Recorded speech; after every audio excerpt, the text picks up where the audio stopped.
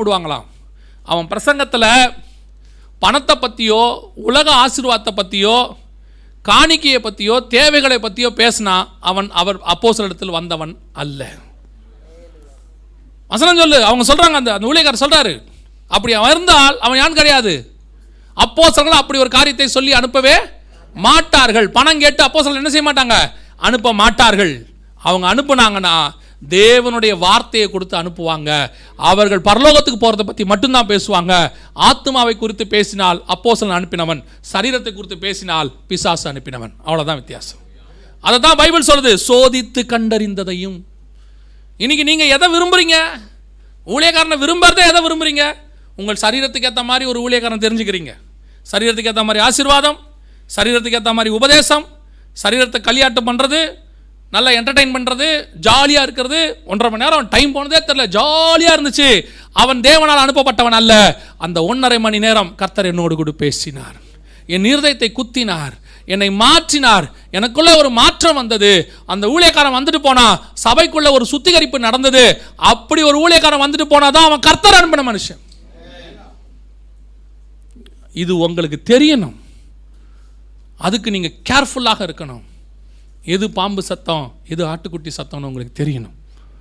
வேதம் சொல்லுது, ஏலியின் சத்தம் சாமுவேலுக்கு தெரியவில்லை. அப்போ நாங்கள் எப்படி தான் இந்த கர்த்தருடைய சத்தத்தை கண்டுபிடிக்கிறது, எப்படி தான் அவர் அறிகிற அறிவில் வளருது, அதை மாத்திரம் நான் சொல்லிவிட்டு நான் சொன்ன நேரத்துக்கு கரெக்டாக முடிச்சிடுவேன். சரியா? என்ன செய்யலாம்? திருப்பி வாசிங்க.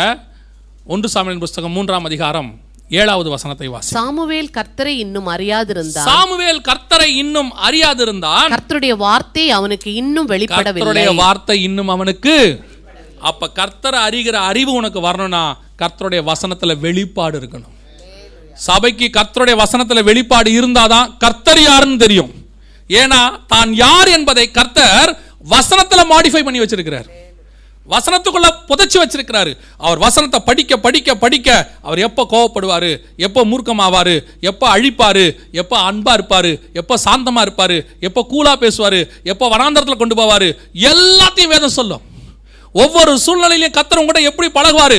ஒரு இடத்துல மனவாளனா பழகுவாரு, ஒரு இடத்துல தோழனா பழகுவாரு, ஒரு இடத்துல வந்துட்டு தேவனா நிற்பாரு, ஒரு இடத்துல நண்பனா நிற்பாரு. எந்த இடத்துல உங்கள்கிட்ட எப்படி பழகுறாருங்கிறத வேத வசனம் சொல்லி கொடுக்கும். அந்த வசனத்தை எவ்வளவு தியானிக்கிறீங்களோ அதுல இருந்து வெளிப்பாடு வரணும். அதுக்கு பேர் தான் ரெவலேஷன். வெளிப்படுத்துற விசேஷம் மட்டும் ரெவலேஷன் கிடையாது, ஒவ்வொரு வசனத்துக்குள்ளேயும் ரெவலேஷன் இருக்கு. அதை தான் நம்ம அந்த காலத்தில் ரேமான்னு சொல்லுவாங்க கிரீக்ல. அந்த கர்த்தருடைய வார்த்தைக்குள்ள ஒரு மகத்துவம் உண்டு. கர்த்தரை அறிகிற அறிவு அதில் தான் இருக்கு. அதை நீங்க படிக்க படிக்க மட்டும்தான் வரும். யார் எவ்வளவு சொல்லி கொடுத்தாலும் வராது. நீங்க வாசிக்க வாசிக்க வாசிக்க ஆண்டவரே அறிகிற அறிவில் வளரணும். அதான் வசனம் சொல்லுது, சாமுவேலுக்கு இன்னும் வெளிப்பாடு வரவில்லை. இன்னைக்கு இருக்கிற உலகத்தின் நிலைமையும் இன்னைக்கு இருக்கிற சபையினுடைய நிலைமையும் அன்னைக்கு சாமுவேல் இருந்த சபையின் நிலைமையும் ஒரே நிலைமை தான். ஏன் தெரியுமா? வாசிங்க, முடிக்கலாம். 1 சாமுவேல் 3ஆம் அதிகாரம் 1வது வசனம் வாசிங்க. 1 சாமுவேல். சாமுவேல் என்னும் பிள்ளையாண்டான் ஏலிக்கு முன்பாக கர்த்தருக்கு பணிவிடை செய்து கொண்டிருந்தான்.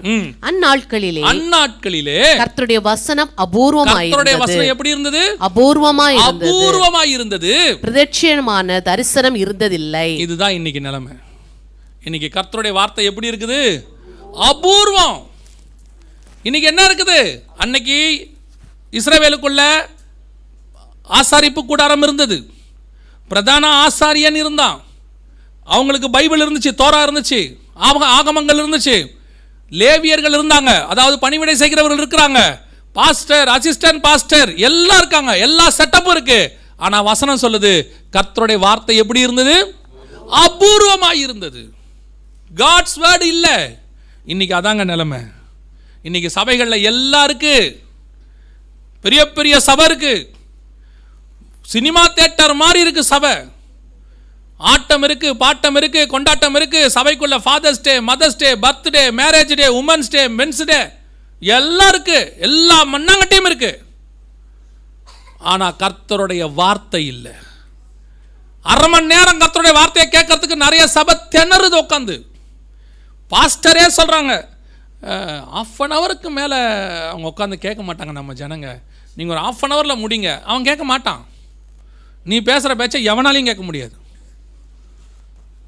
அவன் உட்காந்து வசனம் கேட்பான்யா, காலையிலேருந்து சாயங்காலம் வரைக்கும் கேட்பான். பேசுறது இயேசுநாதரா இருக்கணும். 3 நாள் இரவும் பகலும் உட்காந்து கேட்பான். பேசுறது ஆவியானவரா இருக்கணும். இல்லைன்னா எவனும் கேட்க மாட்டான். அவன் சொந்த கதையை சோக கதையை கேட்கறதுக்குலாம் எவனும் இங்க வரல. அவனுக்கே சொந்த கதை சோக கதை நிறைய இருக்கு. இங்க வந்து உட்காந்துக்கிட்டு உன் பிரச்சனையை கேட்கறதுக்கு அவன் வந்திருக்கான். அவன் கேட்க வந்தது கர்த்தருடைய சத்தத்தை. அந்த சத்தம் கேட்குமானால் 1.5 மணி நேரம் உட்காந்து கேட்பான், 2 மணி நேரம் உட்காந்து கேட்பான். பேசுறது ஆவியானவரா இருக்கணும். இன்னைக்கு என்ன நடக்குது? அவனே டிசைட் பண்ணிடுறான். 20 மினிட்ஸ்க்கு மேல பேச மாட்டாங்க, கேட்க மாட்டாங்க ஜனங்க. ஏன் நீங்க உட்காந்து போய் 6 நாளா எப்படி கேட்டுக்கிட்டு இருக்கிறீங்க? 6 நாளா எப்படி வசனம் கேட்டுக்கிட்டு இருக்கிறீங்க? யார் சொன்னா கேட்க மாட்டான்னு? ஒவ்வொரு நாளும் 1.25 மணி நேரம் வசனம் கேட்டுக்கிட்டு இருக்கிறீங்க. மழைக்கு நடுவில் உட்காந்து கேட்டுக்கிட்டு இருக்கிறீங்க. அன்னைக்கு காலையில் பைபிள் ஸ்டடி 2 மணி நேரம் உட்காந்து கேட்டுக்கிட்டு இருந்தீங்க. 2 மணி நேரம் தானே பிரதர்? 2 மணி நேரம் உட்காந்து கேட்டுக்கிட்டு இருக்கிறீங்க. அன்னைக்குமே நம்மளா போன அனுப்பி வச்சு தான் உண்டு. இல்லைன்னா அன்னைக்கு இன்னொரு 1/2 மணி நேரம் கூட உட்காந்து கேட்டிருப்பிய. ஏன் கேட்க மாட்டாங்க? ஏன் தெரியுமா? இன்னைக்கு கர்த்தருடைய வசனம் அபூர்வமா இருக்கு. ஜனங்க வசனம் கிடைச்சா ஆவலாய் உட்கொள்றாங்க. ஜனங்க கிட்ட மிஸ்டேக்கே கிடையாது. You must wait in the God's foot. தேவ சமூகத்தில் உட்கார்ந்து தேவனிடத்திலிருந்து வார்த்தையை பெற்று, இயேசுநாதரே தேவ சமூகத்தில் உட்கார்ந்தா வார்த்தையை வாங்கிட்டு வந்தாருன்னு இருக்கு. ஏசாயா புஸ்தகம் 50ஆம் அதிகாரம் 4ஆம் வசனம் சொல்லுது, ஒவ்வொரு நாளும் காலை வேளையில தேவ சமூகத்தில் உட்கார்ந்து கர்த்தருடைய வார்த்தையை அவர் வாங்கிட்டு வந்தாராமா. இயேசு அவரே கர்த்தருடைய சமூகத்தில் உட்கார்ந்து வாங்கிட்டு வந்தாருன்னா இவன் ரொம்ப கூலா வந்து நிற்கான். என்னப்பா செய்வாரு? கர்த்தர் பார்த்துப்பாரு. கர்த்தர் பார்த்துக்கிட்டு நீ ஏன்டா வந்த? புல்பீட்டில் வந்து நின்னா என்ன பேசுவீங்க? அந்த இடத்துல கர்த்தர் சொல்லுவார். அவர் சொல்லுவார், நீ எதுக்கு வந்த? அதுக்கு அவரே சொல்லிட்டு போட்டோம். தேவ சமூகத்தில் காத்திருதில்ல, வசனத்தை பேசுறதில்ல. இன்றைக்கி மினிஸ்ட்ரி எப்படி ஆயிடுச்சு? ஒரு காலத்திலலாம் நாங்கள் சினிமா பார்க்கும்போது, நீங்கள் தப்பாக எடுத்துக்க, நீங்களும் பார்த்துருப்பீங்க. சினிமா பார்க்கும்போது ஒரு காலத்தில் 3 காட்சி தான். உங்களுக்கு ஞாபகம் இருக்குமான்னு தெரியாது. 3 காட்சி தான். அப்புறம் 4 காட்சி, தினசரி 4 காட்சிகள். இப்போ 5 காட்சி 6 காட்சி. அவனை பொறுத்த வரைக்கும் எவ்வளோ ஓட்டுறமோ அவ்வளோ லாபம். இப்போ சபையும் அந்த மாதிரி ஆயிடுச்சு. அந்த காலத்திலலாம் ஒரு ஆராதனை இருக்கும், 3.5 மணி நேரம் 4 மணி நேரம் நடக்கும். இப்போ அப்படி இல்லை. எங்கள் சர்ச்சில் 7 ஆராதனை, நாங்கள் 6 ஆராதனை. என்னடா பண்ணுவீங்க? ஒரு ஆராதனை 1.25 மணி நேரம் தான். வராதிங்க. எதுக்கு? என்ன பெருமை வேண்டி கிடக்கு? நாங்கள் 5 சர்வீஸ் நடத்துகிறோம். ஒரு சர்வீஸ்லையும் கர்த்தர் கிடையாது. 1.25 மணி நேரம் என்ன பண்ணுவீங்க? 1.25 மணி நேரம் ½ அன் ஹவர் வர்ஷிப் பண்ணுவோம். 10 மினிட்ஸ் வந்து நாங்கள் அனௌன்ஸ்மெண்ட் கொடுப்போம். 5 மினிட்ஸ் காணிக்கை எடுப்போம். அப்புறம் எல்லாம் பண்ணிட்டு வேர்டு எவ்வளோ நேரம் கொடுப்பீங்க? 20 மினிட்ஸ். ஏன் எங்கள் ஆராதனையே 1.25 மணி நேரம் தான். எவன் சொன்னா?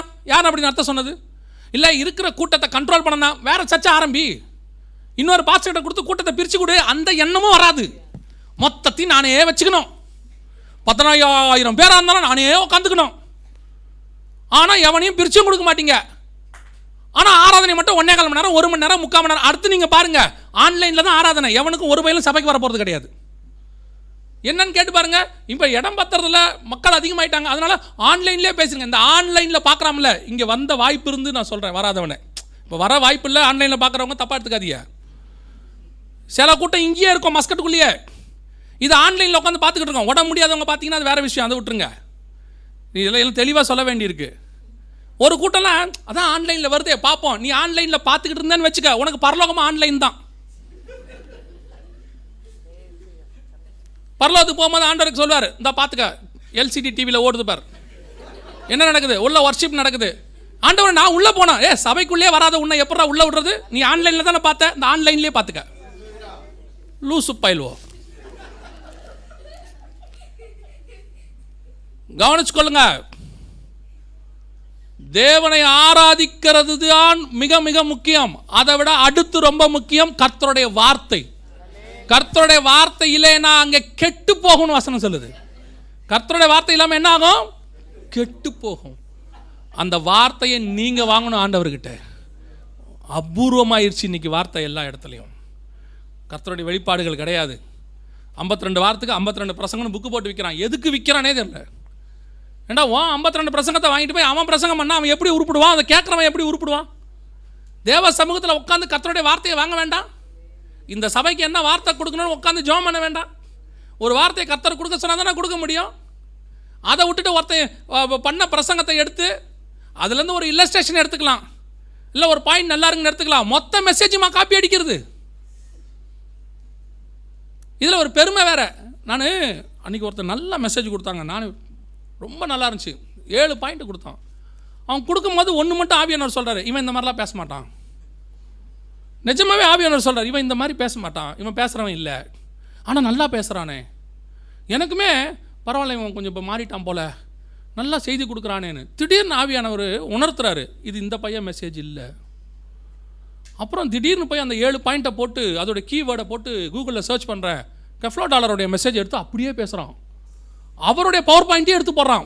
படுபாவி, பவர் பாயிண்ட்டாவது மாற்ற வேண்டாம். அடா, ஒரு 7 பாயிண்ட் எடுக்கிறானே, அந்த பின்னாடிக்க பேக்ரவுண்டை மாற்றியாவது ஏதாவது பண்ண வேண்டாம், அப்படியே காப்பி அடித்து அப்படியே போடுறான். அதில் சொல்லியாவது தொலைச்சானா, கெஃப்லோ டாலர் மெசேஜ் தான் நான் பேசுகிறேன், இது நல்லா இருக்குன்னு.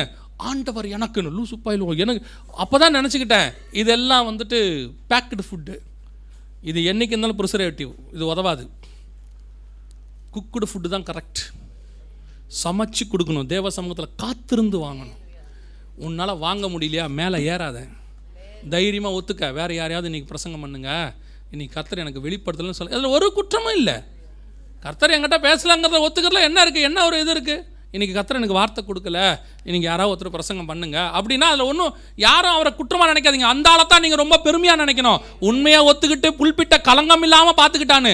சிலர்லாம் வார்த்தையுமே இருக்காது, உட்காந்து ரம்ப மாதிரி அறுத்துக்கிட்டு தெரியுமா, நரநரா நரநரான்னு அறுப்பான், 3/4 மணி நேரம், கழுத்தில் ரத்தமும் வராது, ஆனால் வெட்டிக்கிட்டே இருப்பான். சில கத்திலாம் பார்த்தீங்கன்னா வெட்டவும் வெட்டாது, பண்ணுவேன், அந்த மாதிரி அறுத்துக்கிட்டு இருப்பான். நல்லா கவனிச்சுக்கொள்ளுங்க, கர்த்தருடைய வார்த்தை மகத்துவம் உள்ளது. அந்த தேவ சமூகத்தில் வாங்கி கொண்டு வந்து நீங்கள் ப்ரெசன்ட் பண்ணும்போது உங்களுக்குள்ளிருந்து ஆவியானவர் புறப்பட்டு வருவார். அப்போ தான் சபையிலே மாற்றம் உண்டாகும். அப்போ கர்த்தருடைய வார்த்தையை எவ்வளவு நீங்கள் படிக்கிறீங்களோ, எவ்வளோக்கு எவ்வளோ தியானிக்கிறீங்களோ, அதில் தான் கர்த்தரை அறிகிற அறிவு இருக்குது. அந்த அறிவு வந்த பிறகு தான் கர்த்தர் உங்களோடு கூட இந்த காரியங்களை பேச தொடங்குவார். அல்லேலூயா. நம்ம ஜெபம் பண்ண போகிறோம். எல்லாரும் ஒரு காரியத்தை ஆண்டவருக்காக ஜெபம் பண்ண போகிறோம். ஆண்டவரே, என்னோடு கூட பேசுங்க, எனக்கு வெளிப்பாடு கொடுங்க, உங்களுடைய வார்த்தையில் உள்ள மகத்துவத்தை எனக்கு சொல்லிக் கொடுங்க. நான் இந்த உலகத்தில் இருக்கிற எவ்வளவு பெரிய ரிசர்ச் பண்ணி, பூமியின் ஆழத்துக்கு கீழே இருக்கிற எவ்வளவு பெரிய கோல்டு மைன்ஸையோ ஆயிலையோ கண்டுபிடிச்சாலும், இல்லை வானத்துக்கு ஏறி மார்ஸையோ நிலாவுக்கோ போய் எவ்வளோ பெரிய கண்டுபிடிப்பு கண்டுபிடிச்சாலும் ஒரு நாள் அதை ஒளிந்து போகும். ஆனால் உன் வார்த்தையில் இருக்கிற வெளிப்பாடு இருக்குதே, அது என்னை பரலோகத்துக்கே கொண்டு போகும், பரலோகத்தினுடைய சந்தோஷத்தை எனக்கு கொடுக்கும். இந்த மாம்ச சந்தோஷத்தை விட என் ஆத்ம சந்தோஷம் ரொம்ப முக்கியம். நான் சொல்கிறேன், நீங்கள் உட்காந்து தேவ சமூகத்தில் தியானித்து கர்த்தருடைய வார்த்தையில் இருக்கிற வெளிப்பாடை பெற்றுக்கொண்டு அதை தியானிக்க தொடங்கும் போது நீங்கள் பாருங்கள், உங்களை அறியாமலேயே உங்கள் ஆத்மா களி கூறும். மான்கள் நீரோடைய வாஞ்சித்து அதை பெற்றுக்கொள்ளும் போது எப்படி இருக்குமோ அப்படி இருக்கும் கர்த்தருடைய வசனத்தை நீங்கள் பெற்றுக்கொள்ளும் போது. ஒவ்வொரு நாளும் தேவ சமூகத்தில் காத்திருக்கணும். அன்வான்ட் ஃபோன் கால்ஸை தூக்கி போடுங்க. முதல்ல தேவையில்லாதவங்களோட உட்காந்து பேசிக்கிட்டு இருக்காதீங்க. தேவையில்லாத வாட்ஸ்அப்பில் உட்காந்து எல்லாத்தையும் செஞ்சிட்டு இருக்காதீங்க. எவ்வளவு முடியுமோ அவ்வளோக்குள்ள தேவ சமூகத்தில் உட்காந்துருங்க. முதல்ல ஆண்டவருக்கு இடம், 2வது குடும்பம், 3வது வேதம் தியானிக்கிறது. ஆண்டவர் கூட உட்காந்து எவ்வளோக்கு டைம் ஸ்பெண்ட் பண்ண முடியுமோ அவ்வளோக்கு பண்ணி பாருங்கள். நான் சொல்கிறேன், நீங்கள் வேதத்தை தியானம் பண்ண பண்ண பண்ண பண்ண உங்களை அறியாமலேயே உங்கள் ஆத்மா மறுரூபமாக தொடங்கும். அது உங்கள் சரீரத்துலேயும் காணப்படும். தேவ சமூகத்திலிருந்து கீழே இறங்கி வரும்போது மோசேக்கு தெரியல தேவனுடைய பிரசன்னம் தன் முகத்தில் இருக்கிறது. ஆனால் ஜனங்க பார்த்துட்டு சொன்னாங்க, உன் முகம் பிரகாசிக்கிறது. சகரியா வெளியே வரும்போது சொல்கிறாங்க, தேவன் அவனை சந்தித்திருப்பார். நீ வரும்போது தேவன் உன்னை சந்திச்சார்னா அது உன் முகத்தில் தெரியும். வெளிப்பாடு வந்துச்சுன்னா அது உன் முகத்தில் தெரியும். உன் கூட பேசுகிறவங்க உன் வாயின் வார்த்தைகளுக்கு காத்திருப்பாங்க. ஓடி வந்து உங்ககிட்ட கொஞ்ச நேரம் பேசலாமான்னு அவங்களுக்கு ஒரு ஆசை இருக்கும். ஏன் தெரியுமா? உன் வாயிலிருந்து புறப்படுகிறவைகள் கர்த்தருடைய வார்த்தை. அதை வாஞ்சையாய் உட்கொள்ளும்படி ஜனங்க வருவாங்க. டைம் போகல, உங்க கூட 10 நிமிஷம் பேசிட்டு அரட்டை அடிக்கலான்னு ஒருத்தன் வந்தானா உன் ஸ்பிரிட் தப்பு. உங்ககிட்ட கொஞ்ச நேரம் வேதத்தை பற்றி பேசலான்னு வந்தானா உன் ஸ்பிரிட் சரி. உன் மாம்சத்துக்காக உங்ககிட்ட ஒருத்தன் வரக்கூடாது. உன் வாயின் வார்த்தைகள், உன் மேல் இருக்கிற அபிஷேகம், உனக்குள்ள இருக்கிற கர்த்தருடைய வல்லமை, அதுக்காக ஒரு கூட்டம் உன்னை தேடி வரும் பாரு. அப்ப தெரிஞ்சுக்க, கர்த்தர் என்னோடு கூட இருக்கிறார். அதுதான் கர்த்தர் உனக்கு வச்சிருக்கிற ஆசீர்வாதம். அந்த இடத்துல ஆண்டவர் என்ன நடத்தணும், அப்படி என்ன நடத்தணும். அப்படி வாஞ்ச உள்ளவங்க மாத்திரம் தெய்வ சமூகத்தில் எழும்பி நின்று ஆண்டவர்கிட்ட, ஆண்டவரே நான் அப்படிப்பட்டவனா மாறணும் ஆண்டவரே. அப்படி சொல்கிறவங்க மாத்திரம் தேவ சமூகத்தில் எழுந்திரிப்போமா, எழுந்திரிச்சு சொல்லுவோம், ஆண்டவரே நான் அப்படிப்பட்டவனா மாறணும் ஆண்டவரே. நான் இந்த உலகத்தில் வந்தேன், வாழ்ந்தேன், சம்பாரித்தேன், வீடு கட்டினேன், செத்து போனேன், இப்படி இருக்கக்கூடாது. நான் இந்த பூமியில் இருக்கும் பொழுதே வேதம் சொல்லுது, எடுத்துக்கொள்ளப்படும் முன்னமே ஏனோக்கு தேவனுக்கு பிரியமானவன் என்று சாட்சி பெற்றான். இந்த பூமியில் இருக்கும் போதே கர்த்தர்கிட்ட இருந்து சாட்சி வாங்கணும். இந்த பூமியில் இருக்கும் போதே நம்ம சாட்சி வாங்கணும். அவர் கர்த்தருடைய மனுஷன், கர்த்தர் அவரோடு கூட இருக்கிறார், அவர் வாயில் வேதம் இருக்கிறது, அவர் முகத்தில் தேவ பிரசன்னம் இருக்கிறது. அதெல்லாம் சாட்சிங்க. அப்படி வாங்கணும். ஒப்பு கொடுத்து ஜெபம் பண்ணுவோமா? அப்படி ஜெபம் பண்ண விரும்புகிறவங்க மாத்திரம் கரங்களை ஆண்டவருக்கு நேரம் உயர்த்தி சொல்லுங்கள், ஆண்டவரே என்னை அப்படி மாற்றும், ஆண்டவரே என்னை அப்படி மாற்றுங்க, நான் அப்படிப்பட்ட ஒரு மனுஷனாக மாறணும். நான் பெரிய பணக்காரன்னு பேர் வாங்கி பிரயோஜனம் இல்லை, நான் பெரிய ஒர்க்கர்னு பேர் வாங்கி பிரயோஜனம் இல்லை. அதெல்லாம் இந்த பூமியில் ஒரு நாள் ஒளிஞ்சு போயிடும். நம்மளை விட சிறந்த அறிஞர்கள் எல்லாம் இன்னைக்கு பூமியில் இல்லை, காணாம போயிட்டாங்க. வேர்ல்டு மறந்துடும். ஆனால் உனக்குள்ள இருக்கிற வெளிப்பாடு இருக்குதே, அது பரலோகம் வரைக்கும் நினைவு கூறப்படும், பரலோகத்தில் நினைவு கூறப்படும். என்ன அப்படி மாத்துங்கப்பா. ஒப்பு கொடுத்து ஜெபம் பண்ணுவோமா? சர்வ வல்லமையுள்ள எங்கள் ஆண்டவரே, அருமையான காலை வேளைக்காக உமக்கு ஸ்தோத்திரம். எங்களை நீங்கள் அழைச்சது கிறிஸ்தவங்களாக இருக்கிறதுக்கு அல்ல ஆண்டவரே, எங்களை அழைச்சது உம்மோடு கூட நடக்கிறதுக்கு, உம்முடைய சாயலாக மாறுவதற்கு, உம்முடைய சீஷர்களாக மாறுவதற்கு. ஆண்டவரே, நாங்கள் கிறிஸ்தவங்கன்னு பேர் வாங்கிறது முக்கியமே இல்லை ஆண்டவரே, தேவ பிள்ளைகள்னு பேர் வாங்கணும், தேவ மனுஷன்னு பேர் வாங்கணும், தேவன் அவனோடு கூட இருக்கிறார்னு பேர் வாங்கணும். அதை விட பெரிய முக்கியம் உங்கள் வாயிலிருந்து சாட்சி வாங்கணும். ஆண்டவரே எங்களை அப்படி மாற்றுங்கப்பா. எங்கள் பிள்ளைகள் வேதத்தை வாசிக்கும் போது, நாங்கள்லாம் வேதத்தை வாசிக்கும் போது உங்களுடைய வேதத்தினுடைய மகத்துவங்களை வெளிப்படுத்தி கொடுங்க ஆண்டவரே. நீங்கள் வச்சிருக்கிற டைமென்ஷன் வசனத்திலேருந்து வெளிப்படட்டும் ஆண்டவரே. நாங்கள் படிக்கிற விதம் வேண்டாம், எங்களுக்கு சொல்லி கொடுத்தவங்க விதமும் வேணாம். நீங்கள் வச்சிருப்பீங்க வேத வசனத்துக்கு ஒரு டைமென்ஷன், அதை எனக்கு சொல்லி கொடுங்கப்பா. அதுதான் ரெவலேஷன் ஆண்டவரே. அதை பெற்றுக்கொள்ளும்படி தான் நான் இங்கே வந்திருக்கிறேன். என்ன அப்படி மாற்றுங்கப்பா, என்ன அப்படி மாற்றுங்க ஆண்டவரே. ஒவ்வொரு முறை இங்கே இருக்கிறவங்க எல்லாம், அந்த வாஞ்சியோடு இருக்கிறவங்க எல்லாம் வேதத்தை வாசிக்கும் போது வெளிப்பாடுகளை கொடுங்க. எங்கள் ஜனங்க பெரையா பட்டணத்தாரை விட, தெசலோக்கியரை விட வசனத்தில் தேறினவர்களாக, எங்கள் சபையில் ஒருத்த வந்து பேசுறதுக்கு பயப்படணும் ஆண்டவரே. அங்கே போய் சாதாரணமாக பேசிட முடியாது, அவர்கள் வசனத்தில் தேறின ஜனங்கள்னு எங்களை குறித்து ஒரு பயம் உண்டாகணும் ஆண்டவரே. அப்படி ஒரு சபையா மாறணும். நாங்க பெரிய சபையா மாற வேணாம், பணக்கார சபையா மாற வேணாம், வசனத்துல ஐஸ்வர்யம் உள்ள சபைன்னு மாறணும். ஒவ்வொரு விசுவாசியும் அப்படி மாறணும். நீர் அப்படி மாத்தணும். எங்க சபைக்குள்ள கள்ள உபதேசக்காரன் கால் வைக்க பயப்படணும். அந்த ஸ்பிரிட் சபைக்குள்ள வர்றதுக்கே அலறணும். எங்க சபைக்குள்ள வரணும்னா அதெல்லாம் யோசிக்கணும். அங்கே கர்த்தர் இருக்கிறார்னு பிசாசு சொல்லணும். நீர் அப்படி மாத்தணும் ஆண்டவரே. உம்முடைய மகிமை மூடணும். ஒவ்வொரு விசுவாசிக்கு மேல அப்படி ஒரு அபிஷேகம் இருக்கட்டும். இங்க இருக்கிற ஒவ்வொருத்தரும் அப்படி மாறட்டும். உம்முடைய கிருபை மூடிக்கொள்ளட்டும்.